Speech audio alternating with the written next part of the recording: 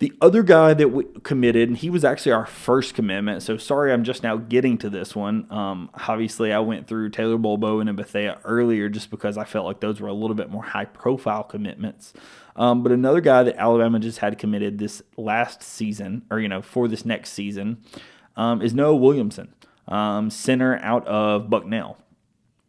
So Noah Williamson is a 7-foot guy. He was listed at 250 pounds last year from Latvia. A really, really good center, really skilled. When you look at his KenPom page and how some of the stats break out, 60% from 2, 32% from 3, just 60% from the line. You'd like to see that bump up a little bit, especially from a center that's going to get fouled a lot. When you talk about his foul rates, he got fouled 11th most in the entire country this last season, drawing over 7 fouls a game. Top 40 free throw rate, a guy that got to the line at just absolute ton. Really, really good rebounder, right? His defensive rebound rate was 36th in the country. Not the best from an offensive rebound perspective, but, we have Aiden Sherrill that's obviously a beast on that side of the glass. I think that he has that ability to be a better offensive rebounder, and I think that it just may also be what he was asked to do. I think he's a really good piece for Alabama. We're talking about block rates. He has a 4.5 block rate.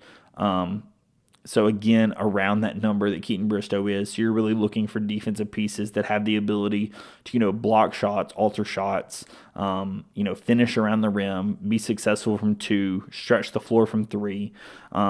Obviously, one of the things that jumps out at you when you're talking about Noah Williamson is one of his comps is Grant Nelson from 2023, right? So when KenPom does their player comps, Grant Nelson from 2023 is one of the player comps for Noah Williamson, right? So that first year of Grant Nelson under Alabama, that is kind of what Noah Williamson has done from a statistical standpoint and from a size standpoint of how they think their games match up. So that is, from an analytics perspective, how some, people are going to be able to look at how Noah Williamson is able to do.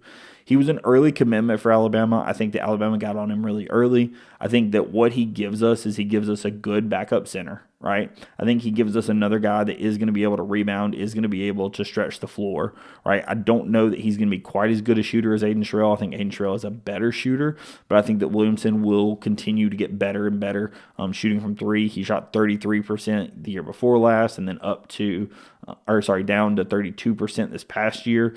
In conference play, however, he shot 44%, which was 7th in the Patriot League. So he definitely has that ability to be a better shooter. It actually looks like he started 8 for 33 and then finished 20 for 45. Right, so honestly, similar to Jaron Stevenson, he kind of had an ugly start to the season shooting from 3, but then had a really, really good conference play shooting from 3 that helped get his numbers back to where they were. Like I said, 44% shooting from 3 in conference play is really, really good. Obviously, the Patriot League is not what you're going to see out of the SEC, so that is going to change a little bit. But I think that he's another really, really good piece. And again, when you're talking about this, you're talking about depth, you're talking about length, right? Something Alabama has prioritized in the portal this year has been length, right? When you look at the 4 guys that Alabama has committed thus far, you have Noah Williamson at 7 foot, you have Taylor Bolbowen at 6'10", you have Jalil Bethea at 6'5", at the guard wing spot, and then you have Keaton Bristow at 6'8", right? So you have much longer, lankier guards and front court guys that are going to be able to help defend, right? That's something that Alabama had a major problem with this year.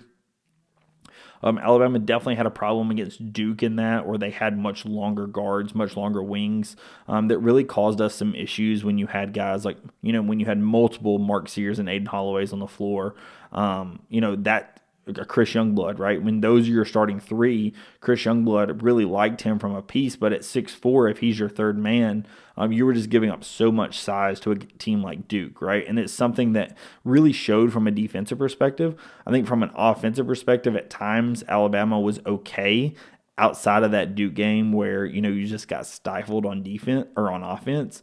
But I thought that in general, for the most part of the season, Alabama did okay handling the larger guards and the larger wings. But I think where it really hurt us is from a defensive perspective, we couldn't switch quite as much because we weren't as long.